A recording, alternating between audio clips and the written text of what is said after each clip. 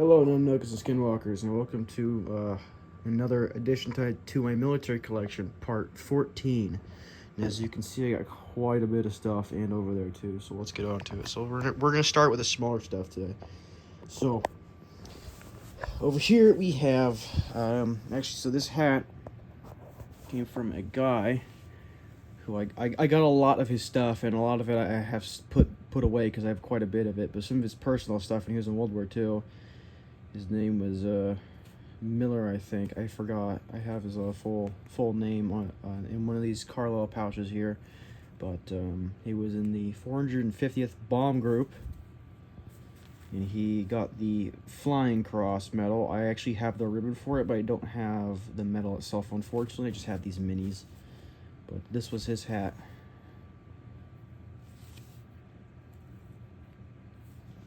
And these were his medals that he's earned. It came with the hat as well. I know what some of these are, not many. I know what that one is. That one's victory medal or victory ribbon. I believe that one's a Japanese campaign or whatever it was. Some of these are World War II only, I believe. So a lot of these I don't know what they were. I did some research on them. That one has to do with Korea, I know that. Being based there or something. So these are quite interesting. And then I got this really nice, for Christmas, really nice Sergeant pins right here. Nice gold Sergeant pins. Very nice. And then I got this. I love this medal. A victory medal. Very beautiful medal.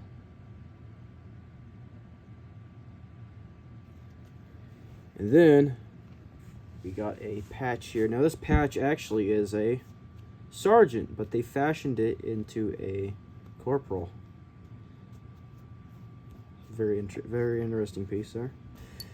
Then we got some bullets here. So now this was actually ground dug near my location. People ask, where do I find this type of stuff? I can't tell you. But this was dug near my house. Very interesting piece. This is a 37mm fired by a Stuart tank. It's missing the cone, but this is an armor-piercing tracer unit. Very nice piece. Then we have 32 Smith & Wesson, I believe, from 1900 to 1930. I got more of them. I don't know where they are. I don't want to dig them up because, again, I don't know where they are. These are before 4570 government was a thing. I believe these are 5070 government, I think. I'm not very sure. This is either Spanish War or American Civil War. I'm not very sure. But they are very, very old. I wouldn't recommend firing them, but they are very nice. And then there's also this ground dug 50 BMG round, dated 1943. I have a belt of them behind me. Very nice.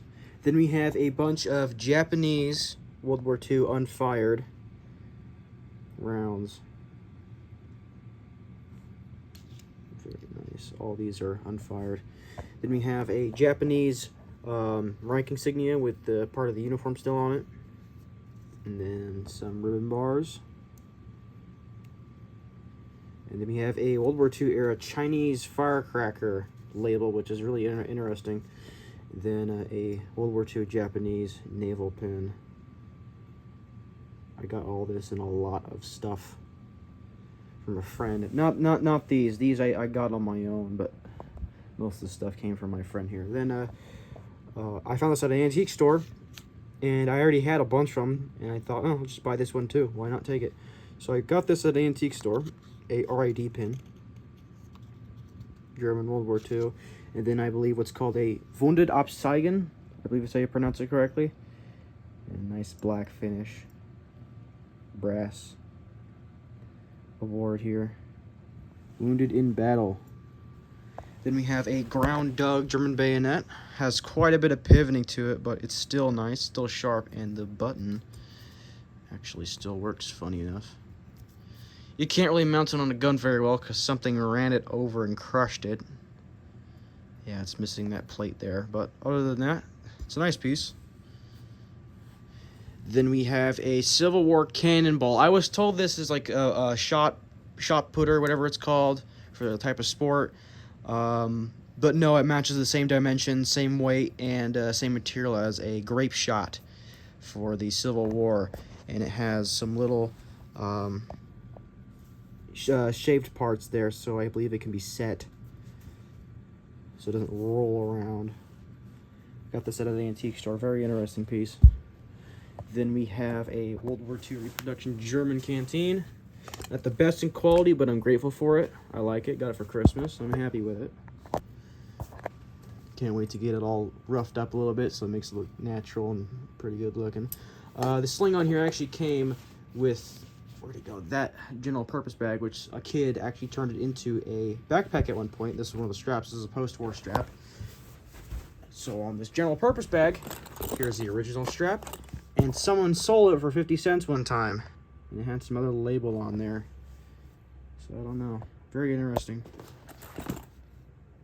I like these GP bags. I've seen so many weird configurations with them. People would sew them two of them together and stuff like that. Very interesting piece. I like these bags.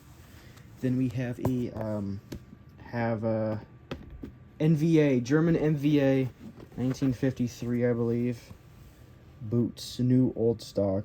Very good condition. Look at the bottom. You could still see some toning of the oil. Can't really see it on the camera, but basically brand new German leather boots from the Cold War era. NVA 53. Very interesting. Very nice boots. Got these for $20 at a gun store, a gun show, believe it or not. Then we have a 1945 dated shovel. Our shin shovel cover. Very nice. And then over here we have a pistol belt, an early war 1941 dated one with a brass buckle. So that's really interesting.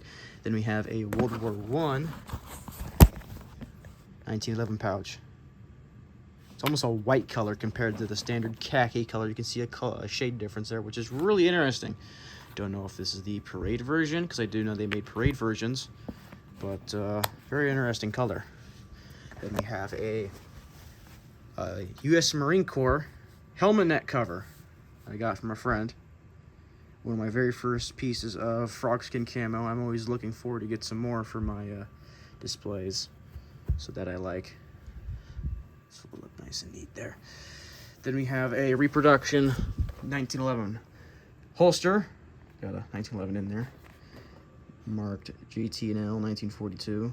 My other one, my original one, was really beaten and falling apart, so got an original for Christmas. Then we have a Patskid helmet. Now I'm actually starting to get into the newer stuff just because of this Patskid helmet. The OCP cover is actually not meant for this type of helmet. I am getting a chocolate chip camo helmet cover for it. This is an early one. Has its little pad on the back of it. You don't see that very often. I believe this is an early one. Markings in there. I don't remember where the year was inside of it, but it is a Desert Storm type helmet, or era helmet. Very nice Kevlar helmet. I'm also looking forward to getting some more in the future. There's I think a IR. Yeah, it's a newer helmet cover. Don't mind it, that looks good. Then over here we have a disgustingly yellow musette bag. It's a reproduction, which I don't mind. I use it for when I go find things in the dirt. Very useful. And carries my guns and ammo in it sometimes when I go shooting. A little bit incorrect for color, but other than that, I'm happy with it.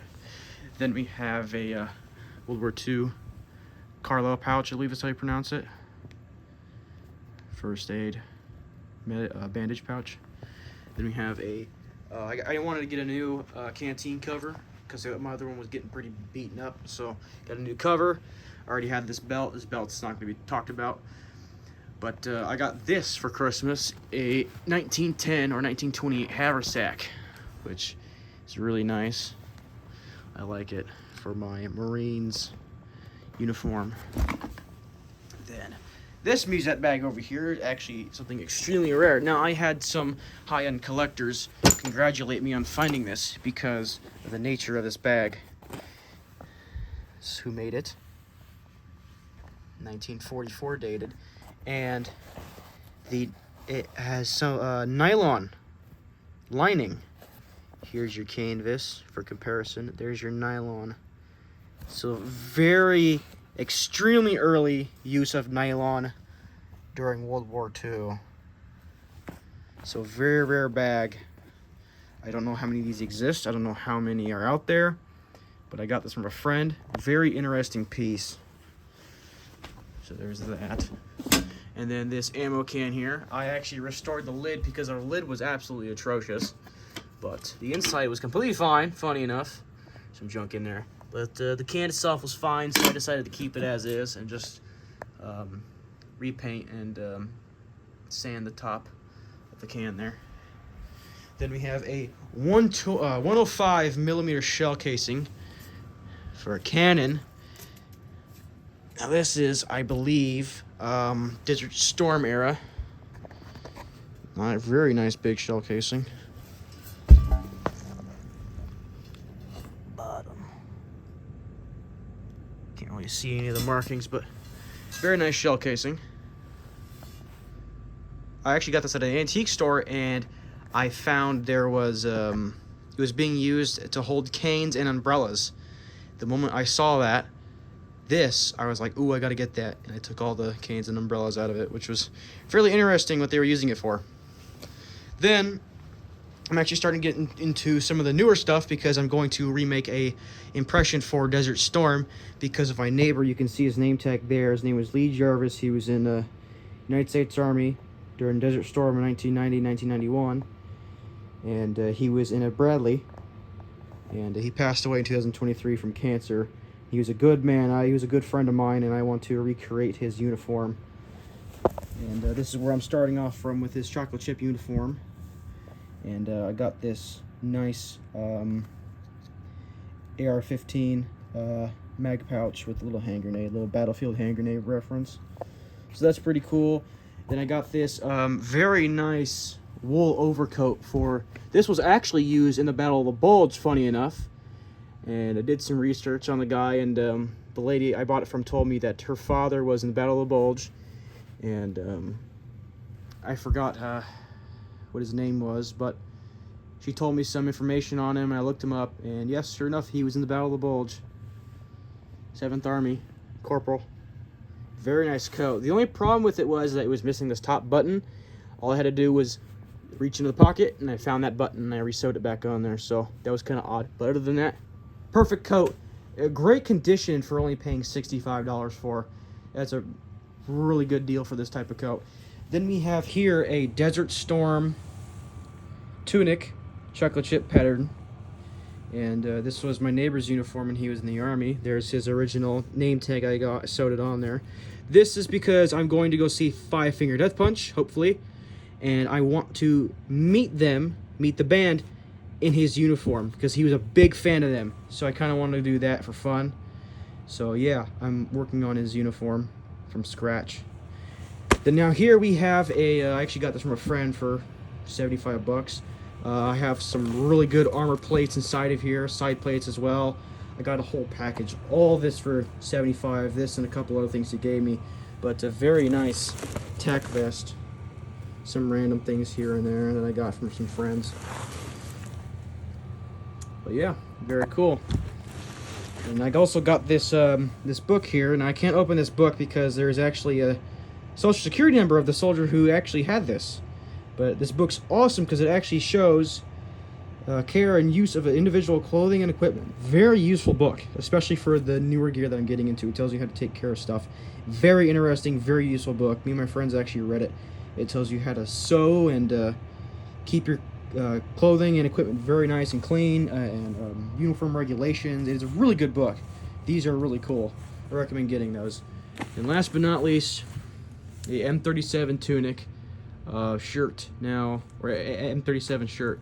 Now I want to get the pants for him to complete my impression for my 2nd Infantry Division. But the only problem with it is that the button's broken on the bottom. Other than that, I can fix it. I got this from my friend with a lot of stuff. So, yep. That is my update on my military equipment. Oh, one more thing. I also got these spats from him. These are Marine Corps spats. There's his name. And the tag is new old stock. It looks reproduction, but I promise you this isn't reproduction. This is early war. Actually, there's the date, 9/22/1941.